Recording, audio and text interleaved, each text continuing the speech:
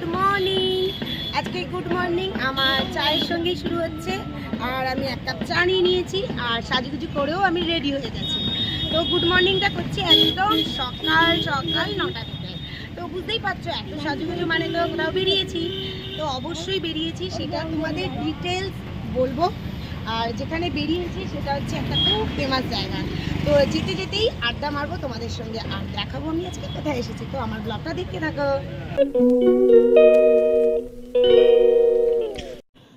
আমি চা খাচ্ছি আর সঙ্গে আমার মেয়ে, মা, তারপর দিদি সকলেই চা খাচ্ছিল। আর সকালবেলা আমার মেয়েরা কোথাও বেরোলে বা কোথাও হয়তো ইচ্ছা না করলে তখন কিন্তু একটু চা খায়, তাই জন্য আমিও বারণ অতটা করি না, দিয়ে দিই। তো চা খাবার পর্বটা শেষ হলেই তারপরেই কিন্তু আমরা বেরিয়ে পড়ছি এখান থেকে। তো চলো, আমি যে গেটটা এখন তোমাদের দেখাচ্ছি আশা করি তোমরা হয়তো একটু বুঝতে পারছো যে গেটটা কোথায়। তো আমি চলে এসেছি তারাপীঠে। তো এটা কিন্তু সাডেন প্ল্যান, আমাদের কোনো বলে কয়ে প্ল্যান হয়নি। কোথায় কি ঘুরবো মানে ইচ্ছা ছিল যে একটু ঘুরবো, তো যেখানে পাবো যাব। তো এই ভেবেই পরপর স্পটগুলোতে আমরা চলে আসছিলাম। তো এইখানে আজকে যে দিনটাতে এসেছি না, তো এত মানে ভিড় ছিল, আমি তোমাদের সেটা মুখে বলে বোঝাতে কি পারবো না। প্রচণ্ড ভিড় ছিল, মানে রাস্তাঘাটে গাড়ি যেমনি ভর্তি, আর মানে স্টলগুলোতেও প্রচণ্ড ভিড়। তো চলো, এই আমি দুয়ারটা থেকেই আমি যাচ্ছি, মানে এটা হচ্ছে একটা গেট, তো 2 নম্বর গেট থেকেই যাচ্ছি। আর সত্যি কথা বলতে এইখানে মানে তারাপীঠে আসলে অনেক গেট তোমরা পাবে। তো এত গেট পাবে না, তখন কনফিউশন হয়ে যাবে যে কোন গেট দিয়ে যাব আর কোন দিকেই বা যাব।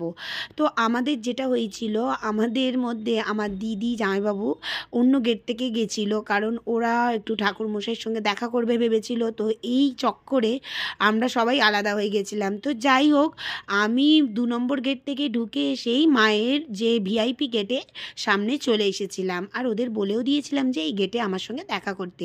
তো দেখে বুঝতেই পারছো কতটা ভিড়। তো যাই হোক, আমি ঠেলে ঠুলে মানে যে করে হোক এই গেটেই চলে এসেছি। এবারে এর মধ্যে দিয়ে আমি ঢুকবো মন্দিরে। আর এইখানে সঙ্গে আমার কুচো কাচাদেরও নিয়ে এসেছি, কারণ ওদের তো আর রেখে কোথাও আসতে পারবো না, তো ভিড়ের মধ্যে মানে আমাকে নিয়েই আসতে হবে। তো চলো এবার ভেতরটা যাই।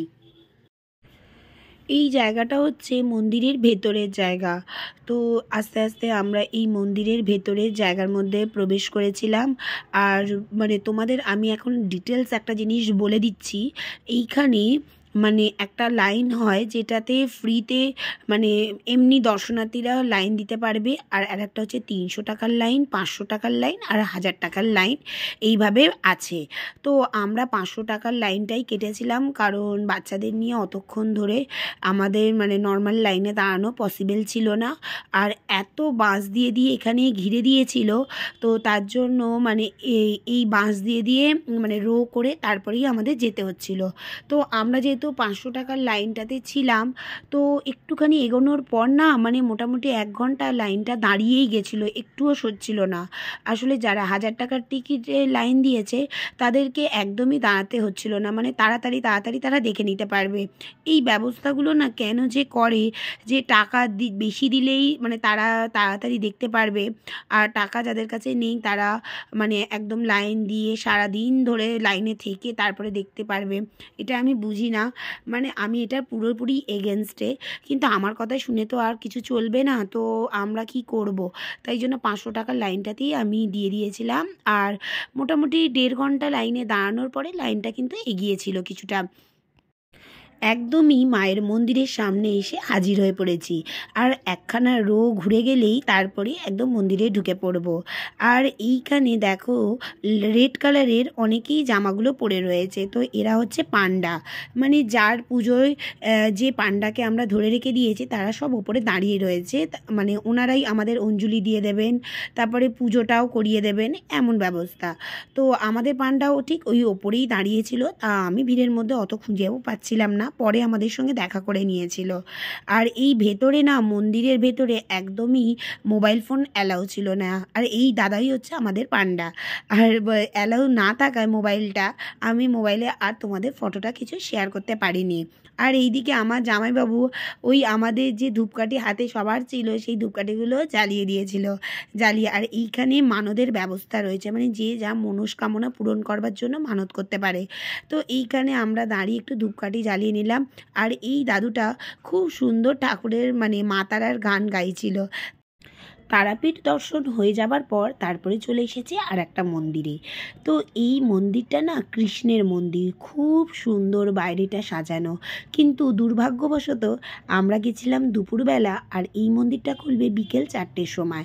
তো যাই হোক, আমরা বাইরে থেকেই দেখে নিলাম, খুব সুন্দর করে সাজানো রয়েছে, মানে এত সুন্দর করে সাজানো ছিল না, আমার তো খুব ভেতরে যেতে ইচ্ছা করছিল, কিন্তু কি করব, আমরা তো তারাপীঠে রাতে স্টেই করব না, ওখান থেকে বেরিয়ে যাব, তো তাই জন্য আমাদের আর কিছু করার উপায় ছিল না। আর এই মন্দিরে না মানে রাজভোগ দুপুরবেলার পরে টিকিট কাটলে তারপরে সেটা মোটামুটি 3টের দিকে ভোগটা সবাইকে মানে প্রসাদ হিসাবে দেয়। তো সেই ভোগটাও কিন্তু আমরা পাইনি।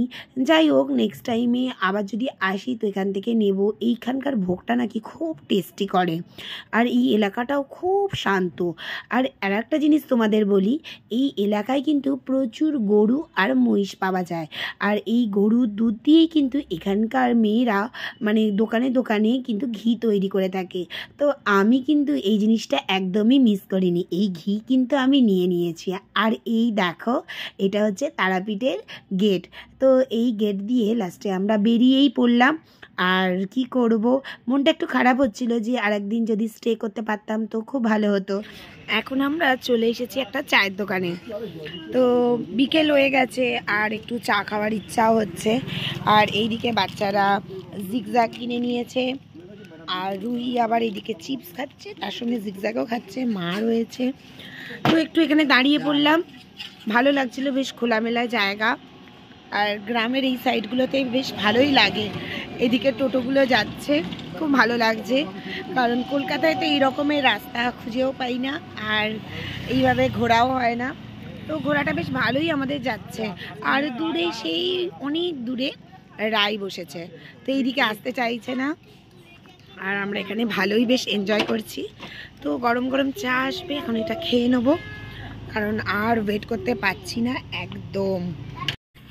এরপর আমরা পৌঁছে গেছি একটা পার্কে।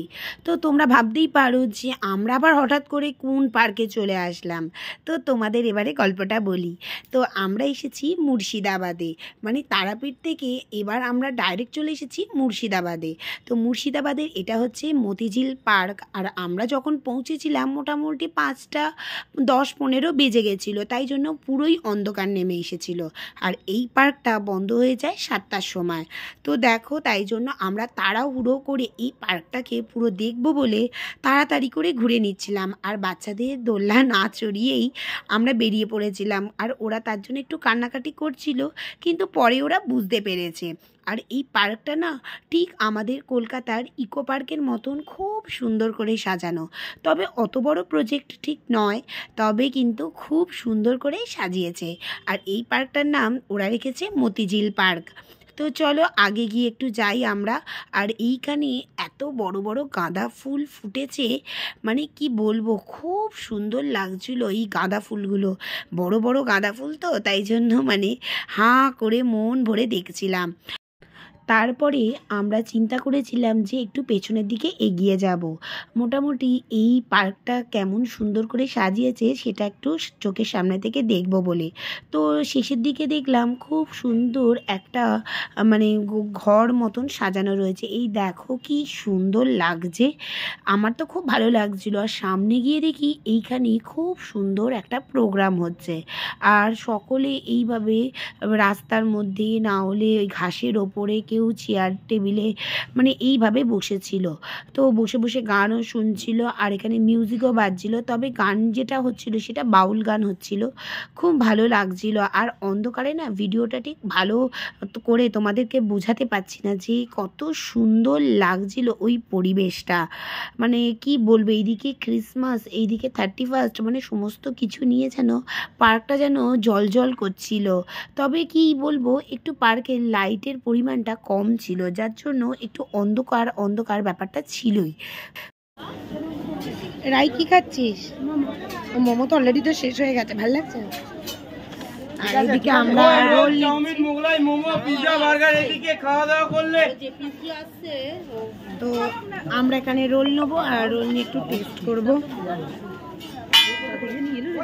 আর এই জায়গাটা পুরোপুরি খাওয়া দাওয়ারের ব্যবস্থা করা ছিল। আর এই স্টলগুলো থেকে খাবার কিনে নাও আর ওই দূরে এখানে টেবিল চেয়ার পাতা হয়েছে, এখানে বসে খেয়ে নাও। সমস্ত ব্যাপারটাই কিন্তু খুব ভালো লেগেছিল আমার। তো আজকে বন্ধুরা তাহলে কিন্তু ব্লগটা আমার এখানেই শেষ করি। আর তোমরা খুব ভালো থেকো, সুস্থ থেকো আর আনন্দে দিনগুলো কাটিও। আর সামনেই তো নতুন বছর আসছে, তো নতুন বছরে আরও যেন সুন্দরভাবে তোমাদেরও দিন কাটুক আর আমারও দিন কাটুক, সেটা সব মন থেকে মানে আমি এটা আশা করব।